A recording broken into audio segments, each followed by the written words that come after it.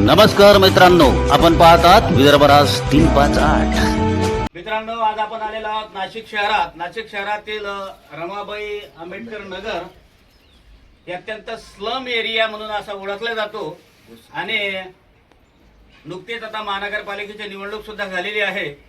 परंतु या भागात राहणारे जे काही नागरिक आहेत ते बरेच वर्षापासून इथे राहतात असं त्यांचं मत पडलंय। गेल्या 40-45 वर्षापासून इथे नागरिक राहतात, यांचं वास्तव्य आहे। परंतु 40-45 वर्षापासून इथं कुठल्याही प्रकारची सुविधा नाही, अत्यंत गलिच्छ वस्तीत हे लोक जीवन कंठित आहेत। तेव्हा इथं राहणाऱ्या काही ज्येष्ठ नागरिक आहेत, त्यांच्याशी आपण सहज चर्चा करणार आहोत। आधी काय नाव तुझं? बरं, किती वर्षापासून राहत तू? बरं बरं, आता निवडणूक झाली, काही उमेदवार आले असतील तुमच्या जवळ, काय सांगत होते? काय आश्वासन दिलं असेल ना की आम्ही विकास करतो की काय म्हणून? काही नाही। काय काय नाव तुमचं? किती वर्षापासून राहता?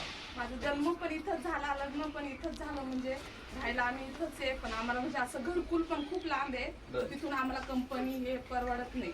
इथं जवळ आहे, 2 लहान मुलं आहे माझे, टाकून जाते कामाला जाते, मग दुपारी 10-15 मिनिटाची सुट्टी काढून त्यांच्याकडे चक्कर मारते। म्हणजे तुमचं घरकुल मध्ये नाव आलं होतं का? नाही, आमचं एकच घर आलेलं आहे।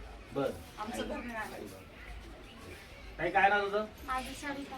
किती वर्ष झाली तुला इथं? जन्म इथं झालंय, लग्न झालं, 2 मुलं आहेत। आता पोरग माझं 20 वर्षाचं होणार आहे आणि लहान 16 वर्षाचं आहे। मी काय कंपनीत काम करते इथं आणि जवळच कंपनी आहे। मला काय अजून घरकुल नाही आलं, काही नाही। आता ते 2 पोरं, माझं एवढं घर आहे, कसं आम्ही करतोय ते तुम्हीच पाहून घ्या ना सर्व जण। बरं, प्रशासनाला, शासनाला तुझी काय मागणी आहे? म्हणजे तुला काय वाटते? आम्हाला एवढंच मागणी आहे का इथं आम्हाला जागेवर बांधून द्यायला, दुसरं काही नाही। आम्हाला इथं जागेवर आम्ही इथं आहे, आम्हाला सर्व जवळ आहे। इथं पोराला पण चिंचोळे घरकुल शिवार आहे ना?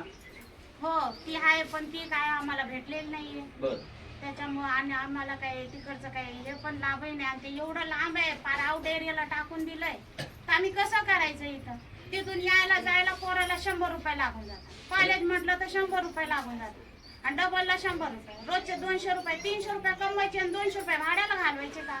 बरं, मग तुला काय वाटतं, इथंच बांधून भेटलं पाहिजे का? आम्हाला इथंच बांधून दिलं तर चांगलं। आमची हीच इच्छा आहे का आम्हाला इथंच बांधून द्या, कारण की आम्हाला तिकडं नको आहे, जायचं नाहीये, जागेवर भेटायला पाहिजे आम्हाला।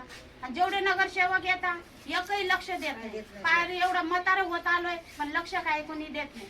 येतात फक्त वोट द्या आम्हाला, करू आम्ही, करू संडास बाथरूम बांधून देऊ, हे करून देऊ, ते करून देऊ, पण एकही कोणी लक्ष देत नाही। मत घ्यायला सर्व येतात आणि घ्यायला फक्त येतात, द्यायला कोणीच येत नाही। पाणी तर स्वतःहून पाणी घ्यायचं, पाणी कोणी देत नाही, प्यायचं पाणी नाही, वापरायचं तर दिले आता जरासं। सुविधा नाही, कुठलीच सुविधा नाही, संडास नाही, बाथरूम नाही, कुठलीच नाही।